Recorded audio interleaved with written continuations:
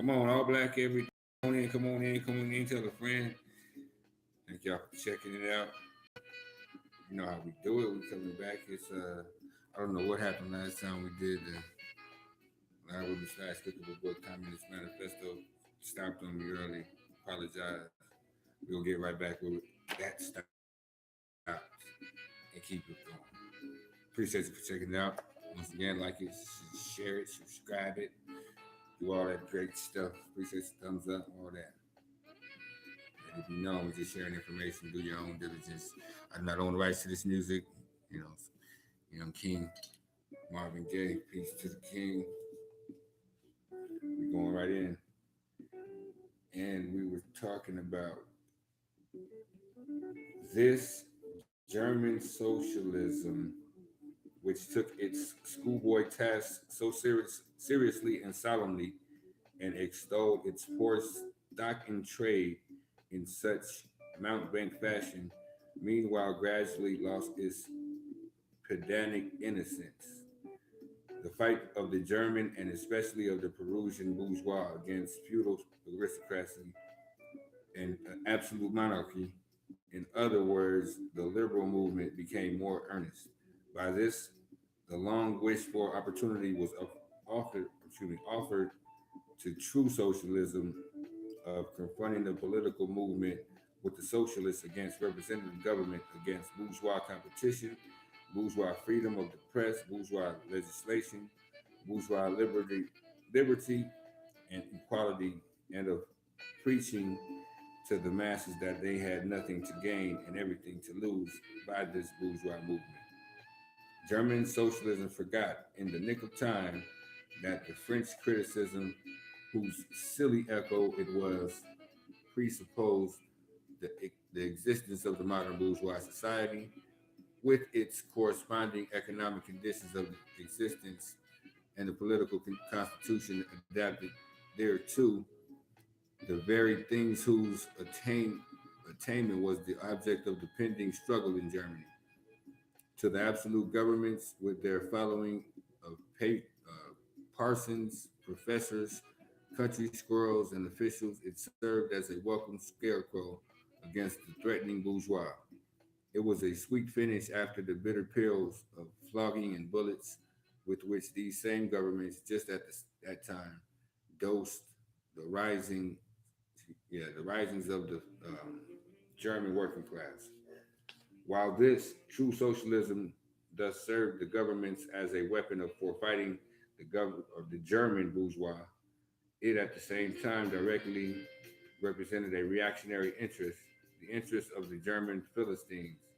In Germany, the pretty bourgeois class and a relic of 16th century and since then constantly cropping up again under various forms, is the real social basis of the existing state of things. To preserve this class, it is to preserve the existing state of things in Germany. The industrial and political supremacy of the bourgeois threatens it with certain destruction. On the one hand, from the concentration of capital, on the other hand, from the rise of revolutionary proletariat. True socialism appeared to kill these two birds with one stone. It spread like an epidemic.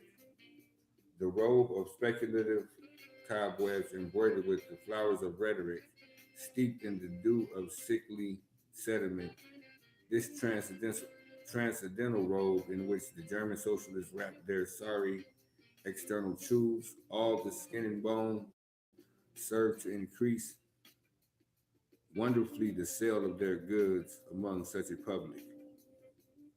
And on its part, German socialism recognized more and more its own calling as the bombastic representative of the petty bourgeois Philistine. It proclaimed the German nation to be the model nation and and the German petty Philistine to be the typical man. To every villainous meanness of this model, man it gave a hidden, higher, socialistic interpretation, the exact contrary of his real character. It went to the extreme length of directly opposing the brutally destructive tendency of communism and of proclaiming its supreme impartial contempt of all class struggles.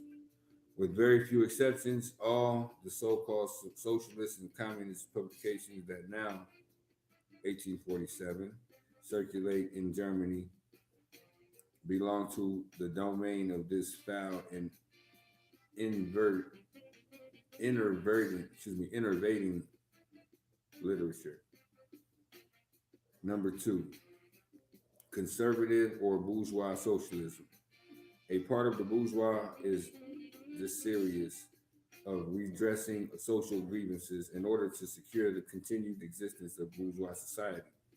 To this section belongs economists, philanthropists, humanitarians, improvers of the condition of the working class, organizers of charity, members of society for the preservation, for the prevention of cruelty to animals, temperance fanatics, holding corner reformers of every imaginable kind. This form of socialism has moreover been worked out into complete systems. We may cite Proudhon's philosophy of poverty as an example of this form. The socialist bourgeois want all the advantages of the modern conditions without the struggles and the dangers necessary resulting therefrom. They desire to exist, desire the existing state of social minus, they desire the existing state of society minus its revolutionary and disintegrating elements. They wish for a bourgeois without a proletariat. The bourgeois naturally conceives the world in which it is which it is supreme to be the best. The bourgeois socialism develops this comfortable conception into various more or less complete systems.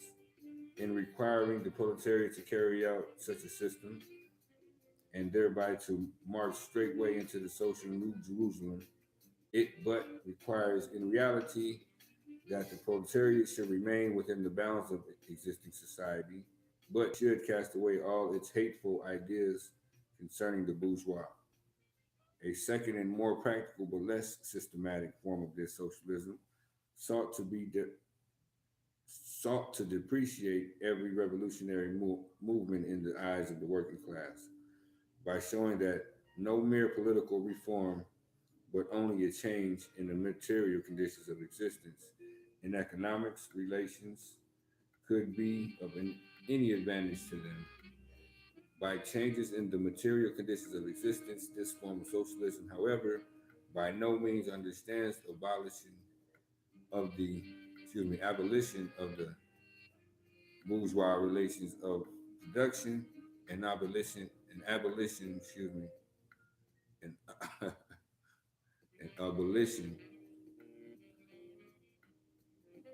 that can be affected only by a revolution, but administrative reforms based on the continued existence of these relations. Reforms, therefore, that in no respect affect the relations between capital and labor, but at the best lessen the cost and simplify the administrative work of the bourgeois government. Bourgeois socialism attains adequate expression when and only when it becomes a mere figure of speech. Free trade for the benefit of the working class, productive duties for the benefit of the working class, prison reform for the benefit of the working class. These are the last and the only serious meant words of the bourgeois socialism. It is summed up in the phrase, the bourgeois are bourgeois for the benefit of the working class. Number three, critical utopian socialism and communism. We almost finished, y'all. Number three, getting dinner. We do not here refer to the literature which, in every great modern revolution, has always given voice to the demands of the proletariat, such as the writings of Buffon, and others. The first direct attempts of the proletariat to attain its own ends, made it in times of universal excitement when feudal society was being overthrown, necessarily failed. Owing to them, then undeveloped states of the undeveloped state of the proletariat, as well as to the absence of the economic conditions for its emancipation, conditions that yet to be produced and could be produced by the impending bourgeois epoch alone. The revolutionary literature that accompanied these first movements of the proletariat had necessarily a reactionary character. It inculcated, it inculcated universal aestheticism and social levying in its crudest forms.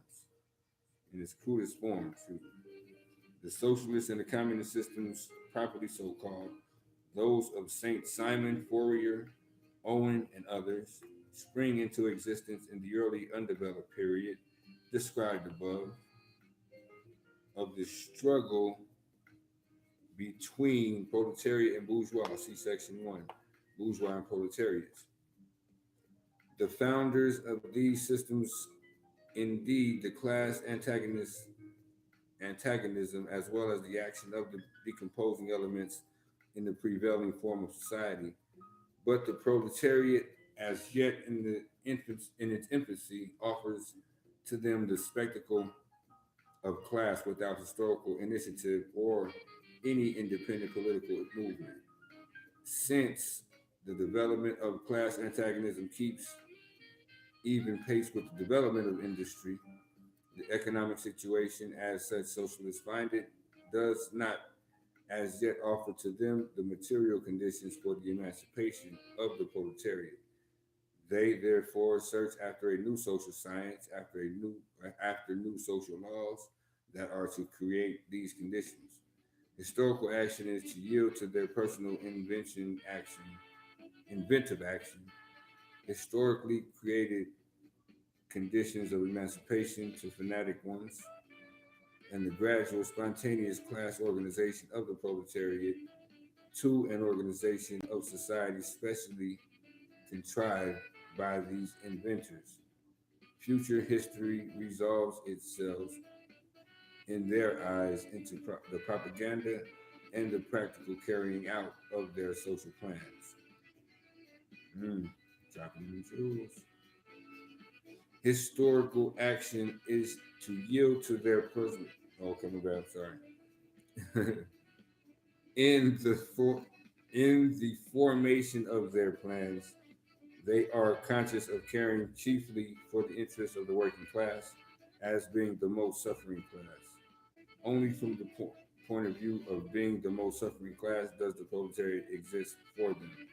The undeveloped state of the class struggle, as well as their own surroundings, causes socialists of this kind to consider themselves far superior than all class antagonisms. They want to improve the conditions of every member of society, of their, even that of the most favored. Hence, the habitually appeal to society at large without distinction of class, nay, by preference to the ruling class. For how can the best possible plan of the best possible state of society, excuse me, for how can people, when once they understand their system, fail to see it in the best possible plan of the best possible state of society? Hence, they reject all political and especially all revolutionary action. They wish to attain their ends by peaceful means and endeavor by small experiments necessarily doomed to failure, and by the force of example to pave the way for the new social gospel. Okay, okay, we almost finished. I think we're gonna leave it right there though. We're gonna come back and finish it off. Communist Manifesto, learn with me / pickable book. I didn't say that at the beginning, but that's what it is. Spin off.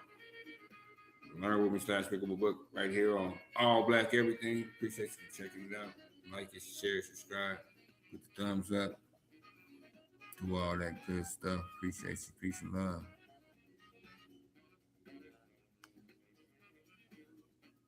Mm-hmm.